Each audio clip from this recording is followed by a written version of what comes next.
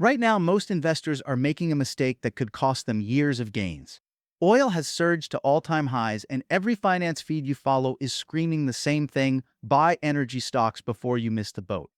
And here's the problem. That trade feels obvious, and in investing, obvious trades are usually traps. Because while everyone's rushing into oil, there's one type of company that actually benefits from oil spikes, and almost nobody's talking about it. By the end of this video, you're going to know exactly why chasing the oil spike is the wrong move, what Warren Buffett actually does when oil shocks the world, and the specific type of company that quietly wins while everyone else is distracted by the headlines. Let's start with what's actually happening. Iran closed the Strait of Hormuz. Tanker traffic dropped by over 90% almost overnight. 20% of the world's daily oil supply gone. The International Energy Agency called it the largest supply disruption in the history of the global oil market. And here's where most investors stopped thinking and started reacting. They saw the price spike, they saw the headlines, they bought energy stocks. But here's what most people aren't paying attention to. The oil spike isn't the opportunity. The oil spike is the tax. And it's about to hit every business in your portfolio. Let me explain what I mean, because this is the part that changes everything. There are two kinds of inflation. The first kind happens when the economy is booming and everybody's spending too much money. The Fed raises interest rates, borrowing gets expensive, people slow down, prices come back to earth. Problem solved. The second kind is completely different. It's called cost-push inflation, and you can't interest rate your way out of it. When 20% of global oil supply disappears because of a blockaded shipping lane, the Fed raising rates doesn't fix that. The oil is just gone. Every business in the world that touches fuel, shipping, plastics, fertilizer, or manufacturing now faces higher costs they didn't budget for. Fertilizer prices are up 50%. Aluminum is disrupted. LNG supplies for Europe and Asia are running out with no alternative routes. Wall Street analysts are now openly discussing oil hitting $200 a barrel if the strait stays closed. This isn't a spike you trade around. This is a structural cost increase hitting the entire global economy at once. But here's the twist. Not every company absorbs that cost. Some of them pass it straight to you. And those are exactly the companies Buffett's been quietly positioning around for 50 years. Buffett calls them wonderful businesses. And the defining characteristic is something called pricing power. Here's the simplest way to understand it. Imagine two businesses. The first is a trucking company. Oil goes up 50%, their fuel costs go up 50%. Their margins get crushed. They either raise prices and lose customers, or they eat the cost and lose money. It was no good option. The second business is Microsoft. Oil goes up 50%. What does it cost Microsoft to sell you one more subscription to Office? Nothing. Their cost base doesn't move. They simply keep collecting. That's the category. Asset-light businesses with pricing power. And right now they're hiding in plain sight. Buffett described this perfectly when he talked about See's Candies, the chocolate company Berkshire acquired in 1972. See's could raise prices every single year, and customers kept buying. Not because they had to, but because the brand had earned something intangible: loyalty, habit, emotional attachment. That's a moat that oil prices can't touch. When oil shocks hit in 1973 and 1979, Buffett wasn't chasing energy stocks. He was identifying the businesses that would survive the inflation tax and emerge stronger on the other side. He was buying brands. He was buying software ecosystems. He was buying businesses that owned the customer relationship so deeply that costs were someone else's problem. That's the playbook. And right now, the market's handing you a chance to use it. Let's start with Palantir.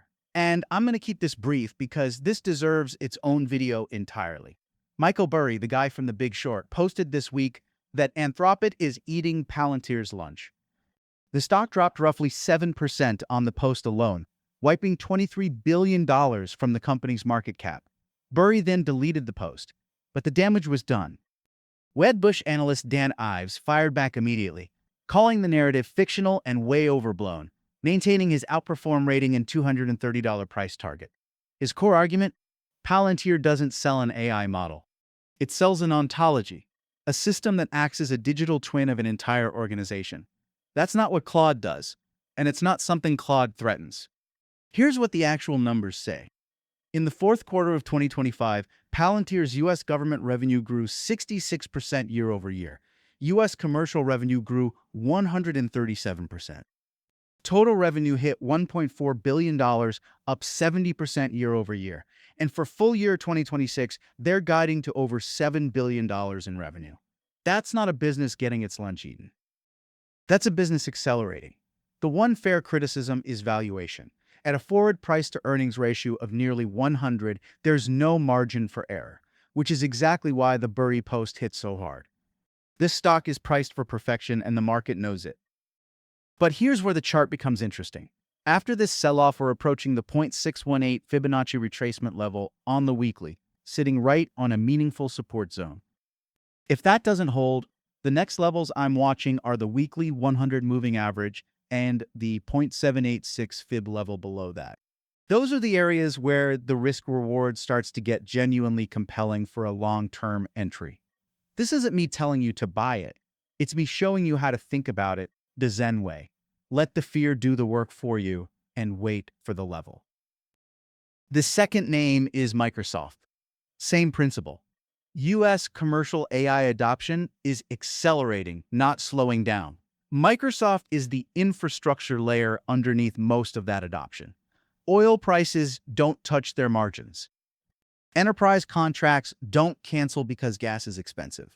And right now, the macro fear is dragging it down with everything else. That's the setup. Two asset-light businesses with real moats, sitting at technical levels that make the risk-reward genuinely interesting. Not because I'm telling you to buy them, but because this is exactly the kind of moment Buffett described when he said, "Be greedy when others are fearful." And we've got a whole lot of fear right now. Now, here's the part nobody's talking about yet, and this is the second layer of the trade that makes all of this even more urgent. Iran is now threatening to close the Bab al-Mandeb Strait as well, which would block a quarter of the world's energy supply simultaneously. If that happens, the cost-push inflation we've been describing doesn't stay at current levels. It goes to a place the modern global economy has never seen. That changes the calculation for every capital-intensive business on Earth. Airlines, auto manufacturers, chemical companies, shipping firms, their cost structures break. But it doesn't change the calculation for asset-like businesses with pricing power.